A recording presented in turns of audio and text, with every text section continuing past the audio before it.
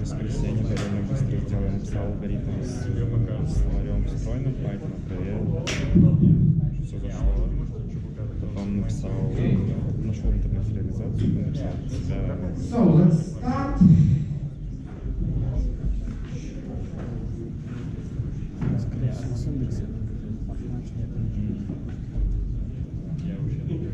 Нужно код форса.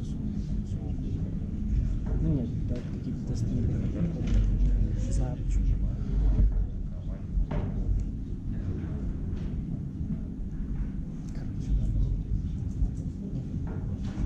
Okay.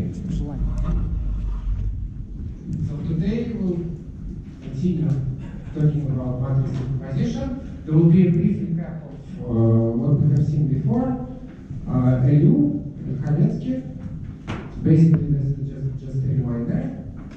How we compute them and what's important about practical implementation in real-life software. A little bit about QR in more details. There are several ways how we compute QR, and QR decomposition actually has quite a lot of applications. And it's one of the important major utilizations. And then we will use QR decomposition for the QR, so-called QR algorithm. Right? There is, if you don't go to lectures, so the standard way answer of a student what is QR algorithm, the student mixes it with QR decomposition. So there is a difference between QR algorithm and QR decomposition.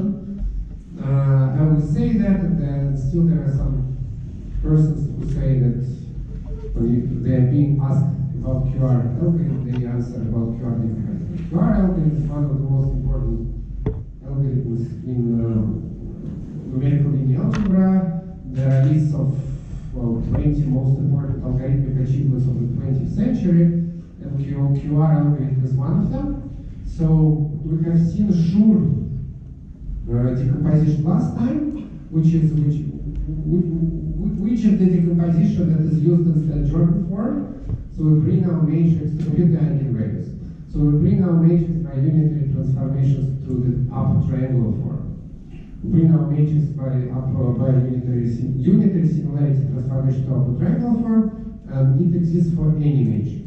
It exists for any matrix, and QR algorithm is the method that allows the computation of the Schur decomposition. This is an iterative algorithm, but using quite a few tricks and enhancements, we can basically compute Schur decomposition at the cost that is comparable to the computation of QR decomposition and so on. So it's still N cubed. The constant is a little bit higher, but not more. Okay. So that was the previous lecture. So we talked about many about eigenvectors, eigenvalues, definition, and so on. Why it is a bad idea to use characteristic polynomial. So in fact, I haven't told you the full truth. So using polynomials is not always a bad idea. The bad idea is to represent polynomials in the monomial basis. So if you use, for example, Chebyshev polynomial basis, then this is a stable representation, and also computing roots of a polynomial given on the Chebyshev basis is a stable operation. So there is a MATLAB project called ChebFun, and using it you can compute roots of polynomials with millions of degree of million and something like that, or by splitting the interval, but that's another story. In a stable way. So the bad thing is representing polynomials on the monomial basis. And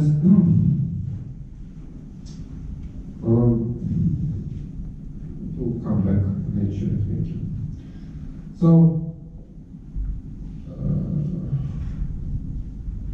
that's the bad thing, and also the complexity. Even if you use a good basis, you will get n to the power 4 to just to evaluate your polynomial in n points, and all the standard method, they have n cubed complexity. So n to the power 4, that's not what you see in dense linear algebra. In dense linear algebra, you have the complexity of matrix multiplication. So, and there are two types of eigenproblems. There is a full eigenproblem and a partial eigenproblem. Full eigenproblem means we want to get all the eigenvalues and probably associated eigenvectors as the matrix is diagonalizable. But you will also want to have solve partial eigenproblem when you want to find eigenvalues in the specific range or some extreme eigenvalues, which correspond to large eigenvalues or small eigenvalues. And in order to find the largest eigenvalue, largest in the absolute value, because they can be complex. Power method is the method of choice, often because it's simple. The conversions can be quite slow, but it's really simple to implement, and sometimes it is okay to wait for thousands of matrix to a matrix product and get a reasonable estimate of the largest eigenvalues. And short theorem, I already told you, and the proof was non-constructive in the sense that it doesn't give you an algorithm to compute the decomposition. The algorithm we will discuss today, and the direct consequence of the short theorem is that if the matrix is normal, which by definition means it commutes with the Hermitian transpose, then T, if and only if T is a diagonal matrix, right? So then it means it has a orthonormal set of eigenvectors, and this is the ideal case. And the special case of normal matrices are Hermitian matrices, also unitary matrices fall into this category, and also skew Hermitian matrices, for which A star equals minus A.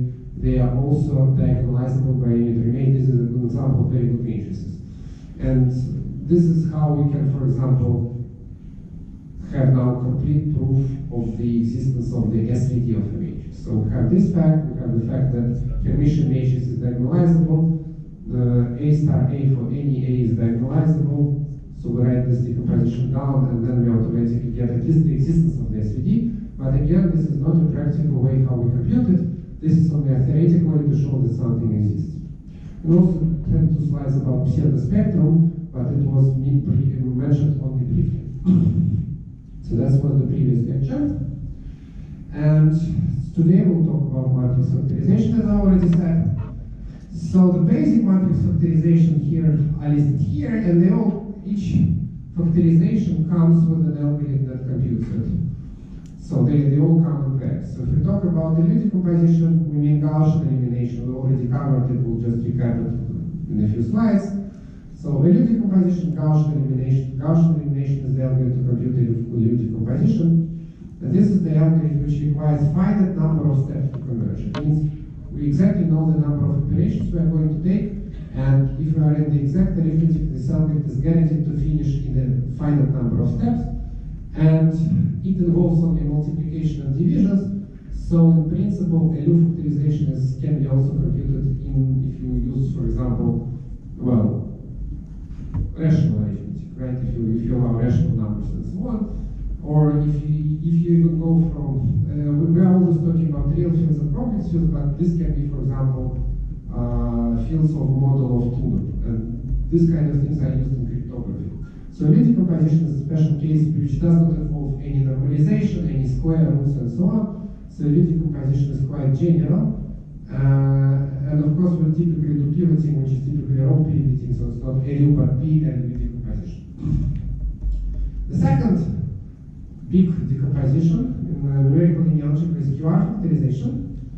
So it's represented from the names of this are quite easy. So LU is the representation of the matrix as a product of a low triangular and upper triangular.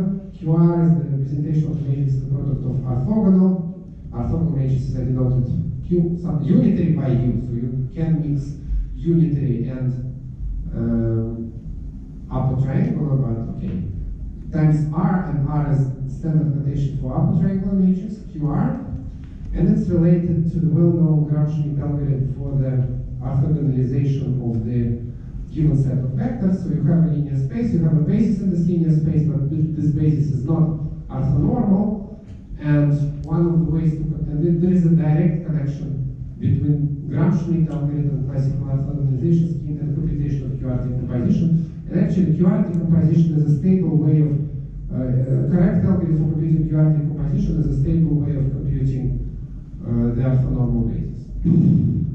But that's not the only place where it's used. QR decomposition is a subset in the computation of the Schur decomposition. QR algorithm discovered in 1961, I think, so more than, how many years ago, 50 years ago. It's the main workhorse. Now, there are sort of improvements over that, but this is one of the most robust algorithms. We'll also say a few words about SVD. There will be a special lecture about computation of the SVD later on. So we already introduced QR, but we'll talk about it in more details. Oops. Sometimes it fails even if you check it before.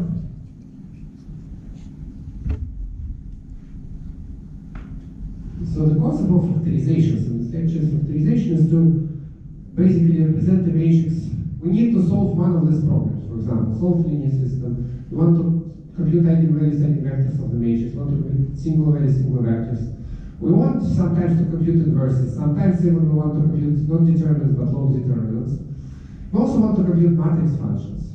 So exponent of the matrix, cosine of the matrix. Note these are not element-wise functions.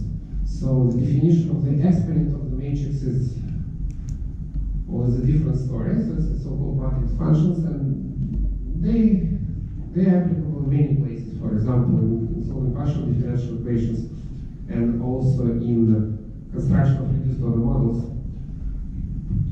So we want to given a matrix, you want to do something, one of those. That's the typical setup. Okay, and there are many applications of the matrix function. So the idea is that we represent our matrix as a product, sometimes as a sum, but very rarely, and each of the elements of the product has a simple structure, and again there is a list of structures that are typically used. So the main, we have seen unitary matrices. Why unitary matrices are good? Because, well, one reason they are good for stability, another computing inverses is very easy. And also if you have unitary similarity, then the eigenvalues don't change. Upper or triangular matrices and diagonal. So these are three classes which are typically used for dense matrices, and in all the basic factorization, LU, QR, SURE, SVD, we only exclusively use unitary, lower triangular, and diagonal matrices. So if you go from small dense problem to larger, you cannot store the full matrix. There will be problem with memory. And then you basically need to have certain structure. So the typical case when the matrix is not available to you, it is not stored as a two-dimensional array, but it's given as a linear operator in such a way you can either compute a matrix by vector product. So this is like here, blackboard case. So the matrix is only given to you as a matrix by vector product. So one of the standard cases where it can appear is that when this matrix by vector product comes, for example, from automatic differentiation routine. So you have a Jacobian, which is large, and you want to multiply the Jacobian by vector. You don't want to form the Jacobian, but multiplication of the Jacobian times vector can be written as a gradient of a certain functional, and then you just put it into TensorFlow and PyTorch, and then the product comes out. But you never have seen the full matrix, and the matrix is typically so huge that you cannot even form it. However, there are cases with local interaction. For example, when you have a graph, social network graph, or the discretization of a partial differential equation, then many of the elements of the matrices are equal to 0.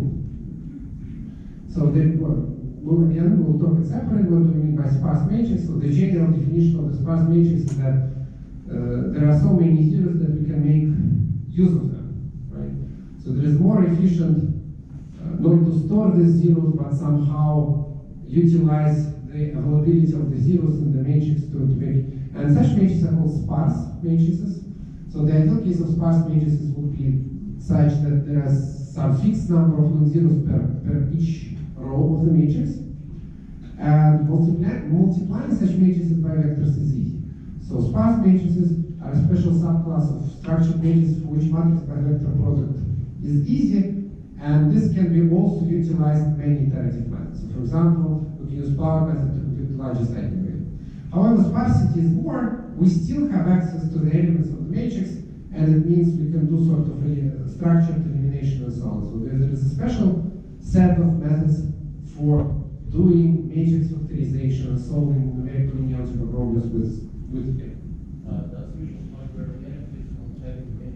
No, it does not. So in terms of sparse matrix computations, in terms of peak performance, they are typically very inefficient. If you count the number of flops and divide by computational time, you will get, if you get 5 to 10% efficiency, it's a good number.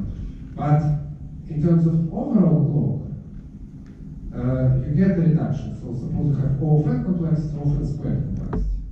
And then you have this constant factor. 1 before n squared is 0.9 before n. So it is efficient to use sparse matrices. The current hardware is not very efficient for working with sparse matrices, and special measures has to be taken to increase the efficiency of the algorithms in terms of the peak performance. If you do the actual performance, if you take the matrix, you count the number of floating point operations, and then you divide it by actual computing time, the numbers are typically very low. So you have to do sort of blocking